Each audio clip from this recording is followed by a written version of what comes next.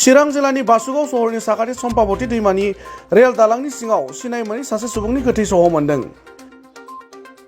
गुफुर गाबनि गस्ला आरो निला गाबनि जिन्स गाननाय गोथै सुबुंनि गस्लायाव थैनि दागोआ रोखा नुजादों। थैनाय सुबुंनि साखाथि दालांनि सायाव जरासे सेन्देल आरो गामसा मोन्दों। सिनाय मोनै सासे सुबुङा मा जाहोनाव रुंसारि जादों दासिम मिथिनाय जायाखैब्लाबो रेलगारिनि सौग्रावनायाव थैदों होनना सन्देह खालामदों। गुबुन फारसेथिं जाथायखौ खौरां मोननानै आरपिएफनि जवानफोरा जाथाय जायगायाव थांनानै नायबिजिरनायखौ जागायो। এই যে আচৰিত কথা ইয়াত এটা মানুহ ঢুকাই আছে। এইটো চেণ্ডেল ইয়াত, গামছা ইয়াত এটা, ইয়াত কেনেকৈ মানুহ মৰি থাকিল। ব্ৰিজ এইটো উপাৰ মুখটাই চেনা যায় না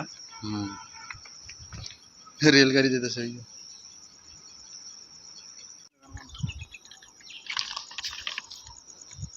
এই যে আচৰিত কথা ইয়াত এটা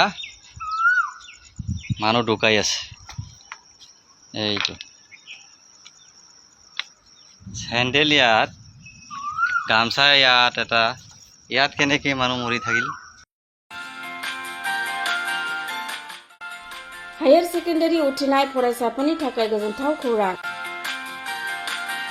BA सेथि सेमिस्टारनि थाखाय गोविन्द बसुमतारी कलेजाव मुं थिसननाया सोलिगासिनो।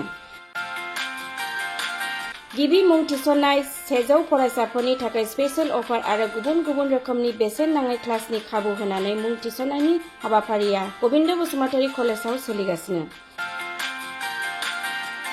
फरायसाफ्रा गावनि गोसो बायदि साबजेक्टफोरखौ सायख'नानै लानो हागोन। लोगोसे basic computer class, self defence, spoken English class बायदि खाबुफोरखौ फरायसाफ्रा बेसेन नाङाजासे लानो हागोन। बे कलेजाव गासैबो फरायसाफोरनि थाखाय फ्रि बासनि सार्भिसनि राहा आरो बिजाब बाख्रिनिबो राहा दं।